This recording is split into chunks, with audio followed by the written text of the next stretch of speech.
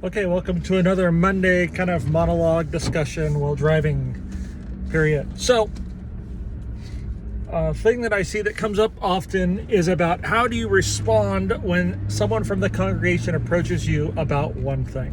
And that could be, it's too loud, it's too quiet, it's too bright, the haze, there's lights in my eyes. Any of those things that are often seen as complaints. You go look on any group full of church texts, you'll see them complaining about it because they're getting confronted by people in the congregation coming to them. And this is what I've seen to be the best approach. Not the only approach, but this one works really, really well. I did part of my time, my overall arching career, I did fire for a while. And fire has a lot of the wildland fire. And in the fire service, we've got a chain of command. And the chain of command is both a benefit and a drawback. And most people see just the drawbacks of it. But there really are a ton of benefits available when you've got a chain of command. And part of it has to do with leadership and leadership structure. And ultimately, what I would say to anybody that's at a church that's running into people making complaints about that is this: you need your leadership on your side. Depending on whatever your structure is, that might be you're just a volunteer sound guy who reports to somebody, whether that's the tech director, maybe it's directly to the worship pastor himself, and then usually it goes like worship pastor up to the senior pastor. There might be something in the middle there. And depending on your church organization and denomination, you might have elders that oversee the pastor or whatnot. But regardless of the structure, what you need is you need all the leadership above you supporting what you're doing. And so at the end of the day, the volume that the sound is, whether you're running a certain volume or intensity, all it goes back to this is the way the church leadership wants it. If it's lighting, moving lights that sweep the audience versus not, haze in the room, all those have got to be supported by the church leadership. And I would suggest you start there to make sure that you're all on the same page, from pastor, worship pastor, all the way down to the people pushing the buttons on the weekends, is that you all have the same opinion and perspective about what your church service looks like and sounds like and feels like, and what the objective or goal that you're trying to accomplish in a weekend worship service. And then things become super simple after that. Now, it might take months for everybody to get on the same page and for you to kind of say, okay, no, this is our church's look, feel, and sound for a weekend. And this is what we're doing and why we're doing it. And this is the mark we're trying to hit. Okay, and from there, everything else falls out. Like, if your church decides that you want to be a church that has a compelling offering to get people in the door so they stay and hear a message, and we want something that's visually attractive, then maybe that's where haze and moving lights come into play, because you're trying to take things that people are seeing in the world and redo those in the church, and kind of a separate topic for a different day on theologically, is that right or wrong? I'm not going to argue that. I'm just saying if your church is like of that sign, that's fine. And then that now gives you permission or the authority or the directive to have haze machine and smoke machines and shine lights in people's eyes and buy those sorts of lights and do those sorts of things. Conversely, if you're a church that doesn't want anything to do with that, and listen, our church has a traditional organ and voices and lighting is, if you can see the people on the stage, that's all we want. We feel that color or moving lights is a distraction, then that's the directive. And then everything else falls out where it goes. And I think an argument can be made either way, but I think more importantly is a decision has to be made what's right for your church.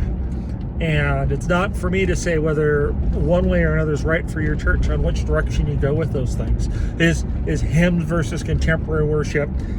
Is drums a thing that we should have in our church or not? I mean, those are arguments that have been fought over for decades. And I'm not going to go into that, but what I will say is your church needs to decide. And that decision needs to be total buy-in from the pastor to the worship pastor to the tech team. And then once you've got that, it's really easy, because then as complaints come in, now your church might decide how they want to handle complaints, but it's like you can take that and say, okay, you said it's too loud, great. And your church could look one of several ways. Great, I will pass that on to the right people. And you might do that with integrity, like I'm sitting there, okay, and then you go tell your worship pastor or whoever your next step report is, hey, we got another complaint this week about the sound. And you are honoring with what that person is saying. You're being integrous by telling your leadership about it, but you already know that everybody's signed off for the volume of the church service to be the way it is. But that way everybody feels heard, and then if they get, that congregation person gets really upset, they go tell the senior pastor, well, guess what? The senior pastor already knows about it, and he agrees with the way you're doing things. So all of a sudden now, I don't have to get defensive. I don't even necessarily need to engage with this person, other than say, thank you, I'll take that, and I'll hand it off to the people that make those decisions. Because at the end of the day, I would argue that the volume that's being run in the worship center isn't the sound person's decision. Now, they're the ones pushing the knobs, but they're implementing the vision and direction of the leadership that's above them. And if you can grab a hold of that as a benefit, man, you really release yourself from having to carry any of the burden over that, or have to become defensive or defend why it is the way it is, because at the end of the day, I'm just executing the vision that my leadership has told me to do. And it looks and sounds like this. And you don't have to get into that with them. You can or you can't. It's up to you. But part of it is also depending on how your church wants to handle it. Maybe it is that your worship pastors, if someone says, hey, it's too loud, say, you know what, thank you for telling me. I've been asked that anybody who has that opinion, that there's Pastor Bob, go talk to Pastor Bob. Or maybe it's going to the senior pastor, or maybe it's filling out a comment card, or whatever organizational process your church wants to hold about that, that's fine. But the goal here is to get the monkey off your back, to get the defensiveness off of you. Because if we can remove the decision from being ours to the leadership above us, it just really releases you to just do what you're good at, right? And let's face it, most of us as techs aren't necessarily the best in dealing with the public. Some of you are. That's great. Most of us would rather have locked doors that we work behind. That's probably okay as well. But this really just sets you up for success, that it's like, I'm not the one choosing it to be this loud. I'm not the one choosing to shine lights in your eyes. Now, I might have been the person that programmed the lighting console to sweep those lights across your eyes, yes. But the decision wasn't mine. The worship pastor or the senior pastor decided these are the looks, feels, and attributes we're going for. And I am working within that sandbox or those parameters which were given to me. And so hopefully that gives you a different way to think about it. I think it's one of the best ways, if you can get your leadership on board, to handle those sorts of things. And it can really just put a quick end to all of the complaints and people coming up and saying, can you fill in the blank? Or it's too loud, or too quiet, or too whatever, because lots of people have opinions. And it doesn't even mean that their opinions are wrong or not valid. However, I would say it might mean that they are not valid in this context of what your environment is going for.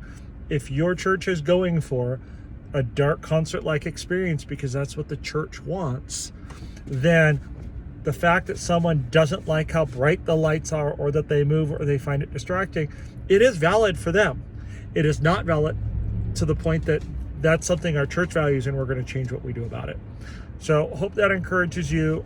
If you're dealing with these problems, maybe listen to this again, share it with someone, share it with your church leadership, see if you guys can bring about change in this area.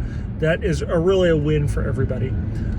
On the flip side, if your church leadership doesn't have your back on this, then you have some hard choices to make, right? Like, you have got to decide, listen, either they support and endorse what I'm doing, or they don't. And if your pastor, senior pastor, is the guy complaining about it being too bright, too dark, too hazy, too bright, too dark, too loud, whatever it is, Like, we've got to step back and say, my job is to serve the leadership that the Lord has put ahead of me.